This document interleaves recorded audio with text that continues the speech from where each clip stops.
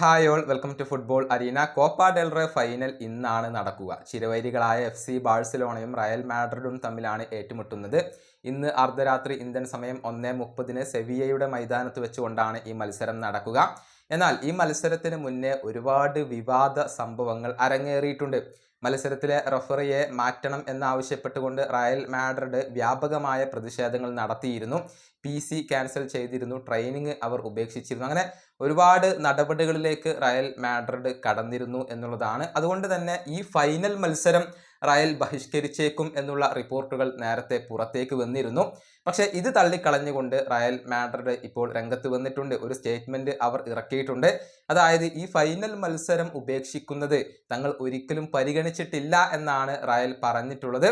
ഈ ഫൈനൽ കളിക്കും എന്നുള്ള കാര്യം അവർ സ്ഥിരീകരിച്ചിട്ടുണ്ട്. അവരുടെ സ്റ്റേറ്റ്മെന്റിലെ പ്രസക്ത ഭാഗങ്ങൾ ഇങ്ങനെയാണ്: നാളത്തെ ഫൈനൽ മത്സരത്തിൽ നിന്നും പിൻവാങ്ങാൻ റയൽ മാഡ്രിഡ് ഒരിക്കലും പരിഗണിച്ചിട്ടില്ല. എന്നാൽ ചില ദൗർഭാഗ്യകരമായ കാര്യങ്ങൾ സംഭവിച്ചു. ഫൈനൽ മത്സരത്തിന് മുന്നേ റഫറി നടത്തിയ സ്റ്റേറ്റ്മെന്റുകൾ അംഗീകരിക്കാൻ സാധിക്കാത്ത ഒന്നാണ്.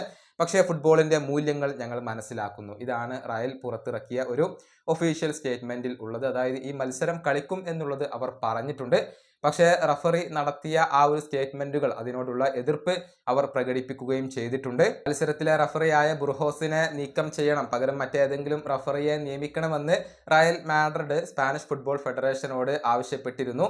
എന്നാൽ റയലിന്റെ ഈ ഒരു ആവശ്യം അവർ അംഗീകരിച്ചിരുന്നില്ല. ഇതോടുകൂടിയായിരുന്നു വിവാദങ്ങൾ അരങ്ങേറിയിരുന്നത്. ഈ വീഡിയോയുടെ അവസാനിപ്പിക്കുന്നു. അടുത്തൊരു വീണ്ടും കാണാം.